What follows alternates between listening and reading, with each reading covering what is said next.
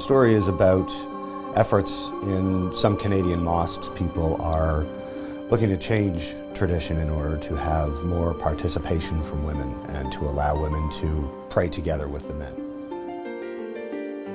I think that the origins of gender separation during prayer probably made absolute sense in its original environment, because it has always been a part of traditional Islamic practice that women and men would be piously separate for prayer.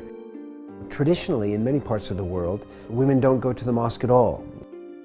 One of the ways in which women were initially accommodated is by having a separate space, either a balcony or a basement or another room, so that the women and men would be absolutely separated during prayer. Also, having a space behind the men, so that there's no temptation for the men to be thinking about the women who are on their hands and knees in front of them rather than thinking about God in a moment of prayer.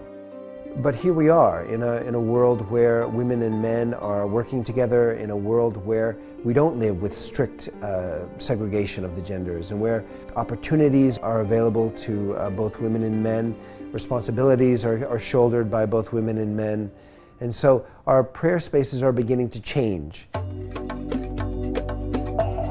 Well, I had heard about the Peace Village, the community of Ahmadiyyas.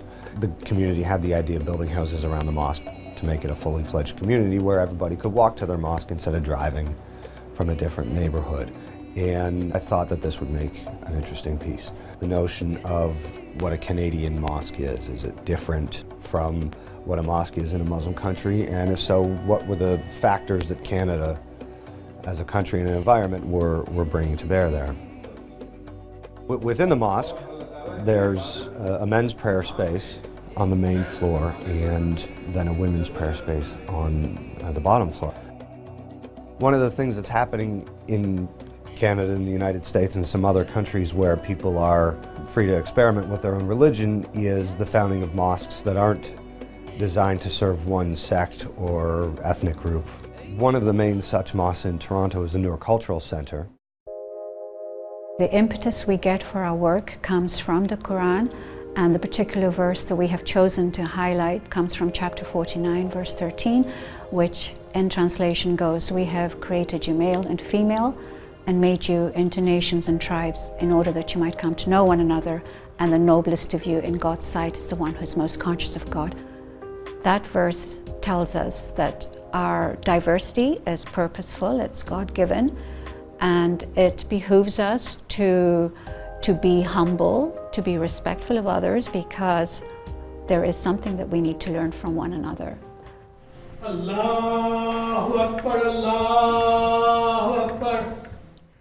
The center's been in operation since 2003, and we had a prayer space that had equal space for men and women sitting alongside each other in their groups, separated by a small aisle, so that each had equal access to the visage and the words of the person leading the prayers. We appeal to people because we eschew judgment, and we say we're a place for Muslims of all stripes to come together as members of one faith, regardless of sect, ethnicity, or gender. There is definitely a bias in favor of men. It's a bias that people who want to support it can find sanction from in the scriptures, but such is the nature of scriptures that you can interpret them as you want to. Islam, being the youngest of the three Abrahamic faiths, which have all traditionally been very patriarchal in their interpretation, is still working its way through the equality that we now just take for granted living in countries like this one.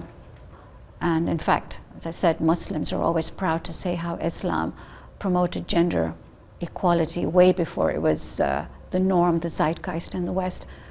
Where we're making the changes, we're doing them because we see that there is no reason why things shouldn't be different. And in fact, to me, it seems very, very important to bridge the gap between the reality of our secular lives and the reality of our lives of worship. In the course of my reporting, people suggested other places that I should visit, and one of the ones I was most curious about was the el-Tawhid Juma circle. This is a group that meets for Friday prayer, and they're lesbian, gay, transgendered, and bisexual Muslims. In the course of thinking about gender issues in mosques, I couldn't really conceive how those would play out in that kind of setting. So for those of you who are new to our congregation, you can stand wherever you want, next to whoever you want. If you're not comfortable with the person next to you, move to some place that you are. We decided to start this community so that we could eliminate the hierarchy of religious authority. It's sort of based on the precept that we all have something to learn and we all have something to teach. In his last sermon, the Prophet declared, "O people, remember that your Lord is one. An Arab has no superiority over a non-Arab, nor a non-Arab has any superiority over an Arab, except by piety and good action." I really wanted to create a space where people could come and embrace their full humanity as women, as queers, as straight people, as whatever it is that they are, and still embrace a spirituality which is entrenched within the Islamic tradition. One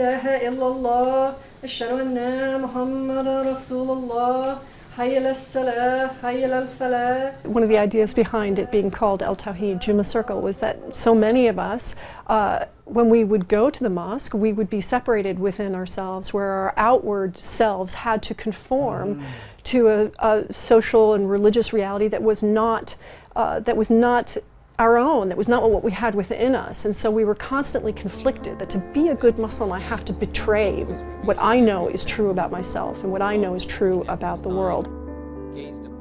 The people that come to the service, I mean, the people that are maybe questioning whether they want to be Muslim. There's people that are questioning whether they want to continue being Muslim as well because they've never been able to go to pray with somebody. You know, trans people come to service because they're like, you know, in other spaces, where would I stand and would they figure out that I'm trans? And you know, there's that fear as well, right? So they come to this space because they feel comfortable there. One of the things that is very important to us is that we not leave Islam. Is that in order to be fully Muslim, we were going to be able to work with the Islamic religious tradition and the legal tradition in order to find those rulings which are there that allow us to be who we are, fully who we are, and put that into action. So we're not making anything up. We are pulling rulings that some people might find marginal, but we're pulling these rulings that are already there. This is in keeping with Muslim tradition in the sense that we do everything by the book. If anything, what we're trying to do is to open up the knowledge of what is permissible and what is possible in Islam, even if it is really only a group of people who are on the edge, but that this allows us to remain fully and legally Muslim within the context of the Islamic religious tradition. In our space, everybody can lead. Why? Because we're here to learn from everybody. And sometimes gender is a border.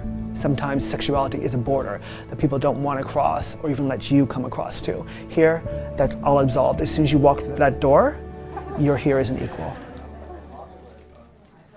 One of the things that I've taken away from reporting this story is that I think it's great that Canada exists as a platform for people to ponder these questions. The United States is another place where you can do that, yet in the United States the debate about Muslims is mostly about terrorism. And in Canada, it's not that way. There are people who can talk about these types of issues without associating Muslims with terror. It's a time when we are beginning to really unlearn much of the ignorance that has driven and fueled patriarchal ways of living. It is a wave that cannot be halted. It cannot be held back now. The wave of a new consciousness coming in that for too long we have robbed our sisters of their rightful voice. And rather than oppose that, we really need to reverently and faithfully step out of the way and to allow our communities and to allow our societies to move into a new place of balance. You know, the Quran prizes this concept of balance.